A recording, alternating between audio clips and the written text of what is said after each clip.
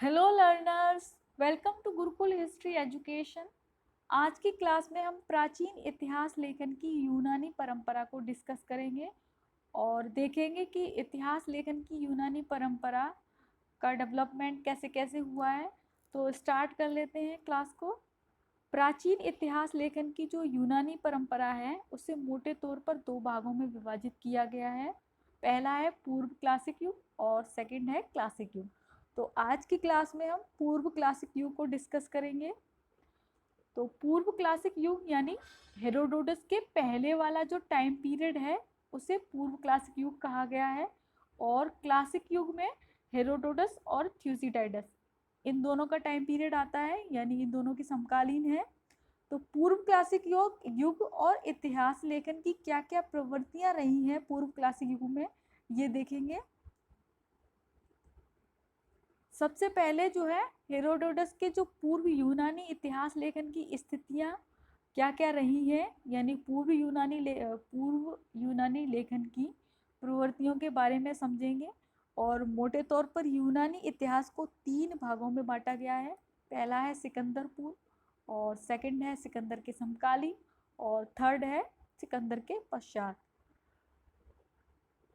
तो जो हेरोडोटस है वो सिकंदर के पूर्व के इतिहासकार हैं और इनके युग को क्लासिक युग माना गया है। किंतु ऐसा नहीं है कि हेरोडोटस के पहले कोई रचनाएं नहीं लिखी गई थी, पहले भी रचनाएं लिखी जा रही थी और उस काल को पूर्व क्लासिक युग कहा जाता है। और आज की क्लास में हम इसे ही डिस्कस करेंगे। पूर्व क्लासिक युग में किसी भी प्रकार की या फिर आंशिक ऐतिहासिक जानकारी देने वाली जो रचनाएं हैं उनका वर्गीकरण तीन श्रेणियों में किया गया है।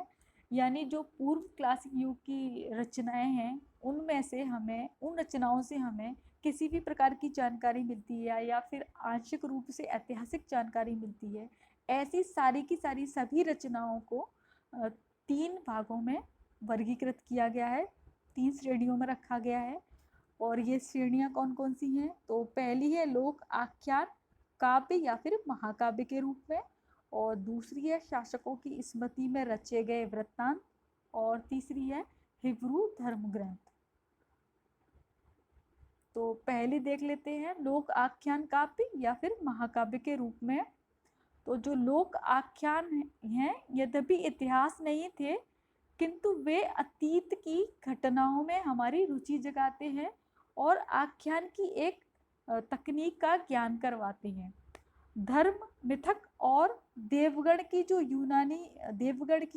यूनानी महाकाव्यों में भरमार है। यानी यूनानी महाकाव्य जो हैं उनमें धर्म मिथक और देवगढ़ की भरमार है। यूनानी लोक आख्यानों में क्या क्या आता है? तो ये है इलियड है, ओडिसी, एनियन। इन सभी महाकाव्यों के जो है नाम आते हैं, लेकिन सबसे जो प्रमुख यानी सबसे जो प्रसिद्ध है वो होमर का इलियड है। और इस ग्रंथ में जो सौंदर्य की मल्लिका हेलन है उनके कारण हुए ट्राय युद्ध के अंशों का वर्णन हमें मिलता है इस वाले महाकाव्य में। तो पाश्चात्य महाकाव्य या फिर एपिक एक सुदीर्घ इतिवृत्तात्मक कविता होती है जिनमें क्या होता है, नायक और नायिका के वीरतापूर्ण कृत्यों का वर्णन होता है। यानी जो ये महाकाव्य हैं इनमें क्या होता है, नायक और नायिकाओं के वीरतापूर्ण जो कृत्य होते हैं, कार्य होते हैं, उनका वर्णन किया जाता है। और गद्य में लिखे गए सामाजिक या फिर ऐतिहासिक उपन्यास एपिक कहलाए। उदाहरण के तौर पर भारतीय महाकाव्य में रामायण और महाभारत को अंग्रेजों ने रखा है। अब है सेकंड जो शासकों के बारे में लिखा गया है, उनकी विजयों के बारे में।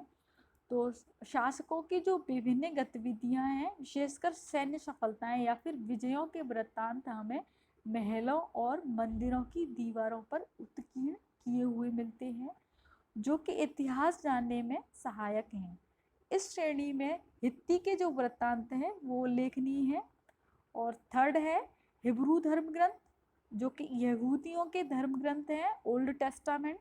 जो किंवदंतियों और मौखिक परंपरा से आते हैं, इनमें भी हमें अप्रत्यक्ष रूप से प्रचुर ऐतिहासिक सामग्री प्राप्त होती है। तो जो हेरोडोटस हैं, उनके पहले से जो रचनाएं की जा रही थी, उन सभी की सभी रचनाओं को 3 श्रेणियों में रखा गया है। हमने देख ली है तीनों की तीनों श्रेणियां। और अब बात ये आती है कि इन सभी की सभी रचनाओं को इतिहास की श्रेणी में रखा जाए या नहीं जाए। तो इसका उत्तर कॉलिंगवुड ने दिया है, और क्या कहा है देख लेते हैं। कॉलिंगवुड ने कहा है कि उपयोगी होते हुए भी उन रचनाओं को इतिहास की श्रेणी में नहीं रखा जा सकता, क्योंकि ये वास्तविक इतिहास की कसौटियों पर खरे नहीं उतरते हैं। इन्हें आंशिक इतिहास धर्ममूलक या मिथक माना जा सकता है। यानी कॉलिंगवुड का मानना है कि हालांकि ये सारी की सारी जो रचनाएं हैं उपयोगी हैं, लेकिन फिर भी हम इन्हें इतिहास की श्रेणी में नहीं रख सकते, क्योंकि ये जो है इतिहास लेखन, इतिहास के जो पैरामीटर्स होते हैं, उन पर ये रचनाएं खरी नहीं उतरती हैं, इसीलिए इन्हें हम इतिहास के अंतर्गत नहीं रख सकते हैं, ऐसा मानना है कॉलिंगवुड का। तो आज के लिए बस इतना ही। Thank you.